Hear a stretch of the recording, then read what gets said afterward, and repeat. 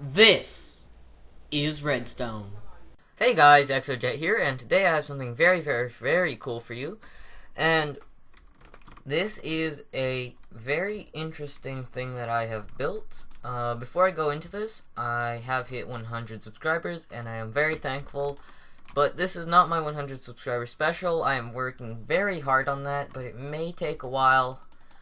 It's kind of a big build, and so I realized that my last my last subscriber specials were pretty bad, and so I'm trying to make a really good one this time, but it's gonna take a while, but better late than never. It may be the next video I upload, but maybe even later than that. It's gonna take a while.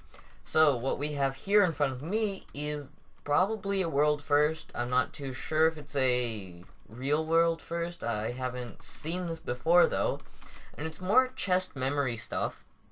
But I decided to edit the one that I had because the last one that I had was good, but this one is one wide and tillable, which is amazing, and it's stackable, but I mean tillable, so you can have these on any delay independent from each other. You can fire just one slice without triggering the other ones, or you can use them like I have here, all stacked.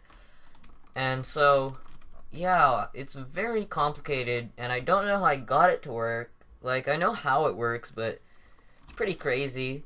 And so, yeah, one wide, and the outputs are one wide close to each other like this, and I'm pretty sure that's a first. I haven't seen it before. And so, this is sort of useful. I hope someone out there that watches this video at some point finds a use for this. Of course, this thing right here can be compacted somehow. I'm not sure. This is as small as I could get it.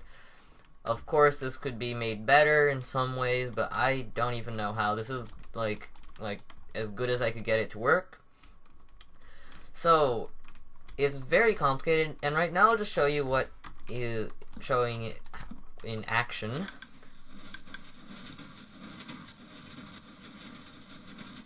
So yes, this is fully customizable. You can program it any way you like. And this has an automatic reset, so if you want, you can always have this reset automatically. And that is like this part here and this part going up here. But if you do not want that to reset, you could always remove this bottom part here. And as you can see, all these cauldrons are up. If you just have like a pulse that will go into these pistons down here, when it's done with the pistons over there, you could always just have a manual reset, or like a circuit that will reset it all at once or something like that. But right here I have a tillable independent resetting line, and it's very complicated. You can have any items in here, and the order in which you put the items changes what pulses you get. So there is a problem because right here the pulse will come through and into this block, but then 2 ticks later this piston will fire down, pushing down, and then you get a quick pulse to these pistons. So there's 2 fixes that I could find. There's probably much more. These are the 2 easiest fixes. The first one is just having a row of 2 tick repeaters.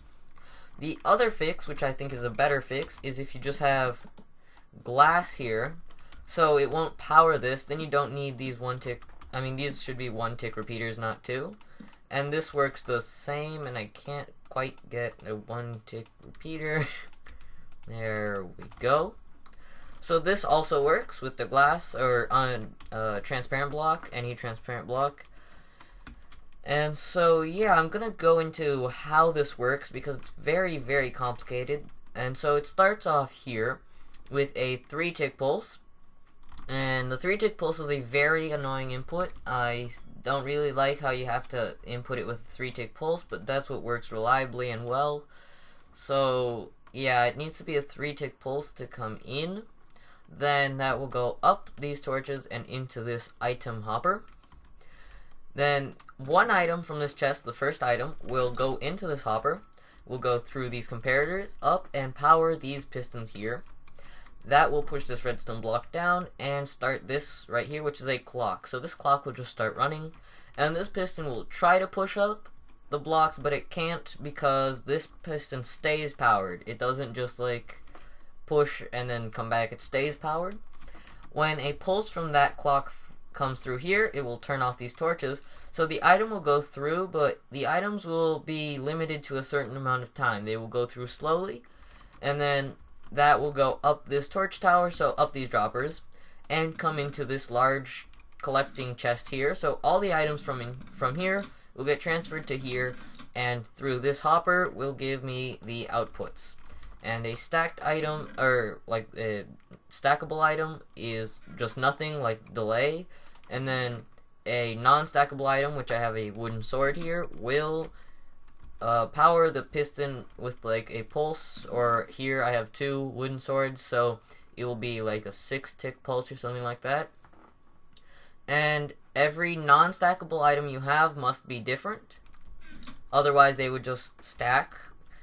Once the items are all collected in here, they will just stay there, and something here will happen. So as the clock fires, this torch here will pulse, and this right here is a very strange clock detector. So this right here will fire up and down, these will fire sideways, and these torches will turn on and off, and like very strange. And I'm not too sure how I got this to work. I just tried something and it worked beautifully, so I'm keeping this, and it's very useful design.